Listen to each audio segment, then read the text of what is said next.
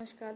आप सब लोग जो कहते हैं भक्ति मार्ग में कुछ भी आपको नहीं मिलता है, भक्ति करने से क्या फ़ायदा है। देखिए, आप अपने व्यस्त जीवन की जो हॉलीडेज़ पाते हैं वो भी किसी उत्सव तिथि या भगवान के जो डेज होते हैं उसी दिन आपको आपका जो हॉलीडे है वो मनाते हैं। देन आपको हर चीज़ के लिए एक टाइम है, एक टेबल है।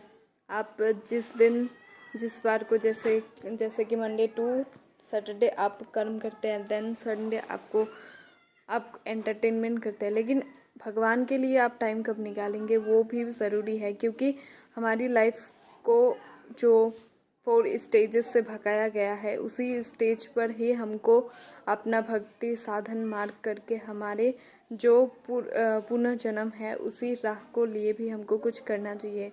हम फ्यूचर प्लानिंग करते हैं, क्या हम भविष्य के प्लानिंग करते हुए भी उस स्पिरिचुअलिटी राह से छूट रहे हैं?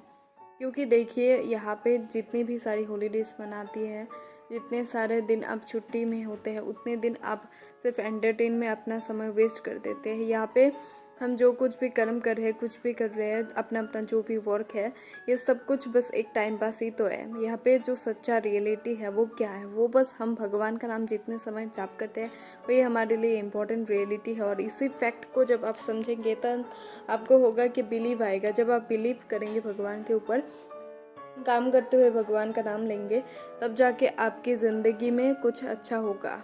हम भगवान के ऊपर सारे चीज़ें सौंप देते हैं, देन हम लोग बोलते हैं कि हमारे साथ सब कुछ गलत ही होता है। क्या हम उसके लिए खुद जिम्मेदार नहीं है? क्योंकि हम खुद तो भगवान के ऊपर खुद सरेंडर होकर अपनी लाइफ को कम्प्लीटली जीते ही नहीं है। देन हमको अधिकार किसने दिया ये बोलने के लिए कि हमारी ज़िंदगी में जो कुछ भी हो रहा है, होता जा रहा है, सब गलत हो रहा है? क्योंकि हम जब अच्छा होते हैं देन हम भगवान को उस अच्छे को लिए शुक्रिया नहीं कहते, तो हमको वो भी अधिकार नहीं है कि कुछ बुरा हो जाए देन आप उसके लिए उनको ही दोष दें। अगर आप अच्छा कर्म के फल को भी खुद को मानते हैं देन बुरा कर्म के फल भी आप ही लेते हैं। इसीलिए अपने जितनी भी सारी हॉलीडेज़ है वो टाइम वेस्ट ना करते हुए भगवान की स्पिरिचुअलिटी राह में जितना समय आप देंगे वही आपके लिए सबसे बड़ा बेहतरीन टाइम और मौका है। और इसीलिए हम कहते हैं कि हॉलीडेज़ पर भी आप ज़्यादा से ज़्यादा भगवान का नाम चिंतन कीजिए। देन आपकी ज़िंदगी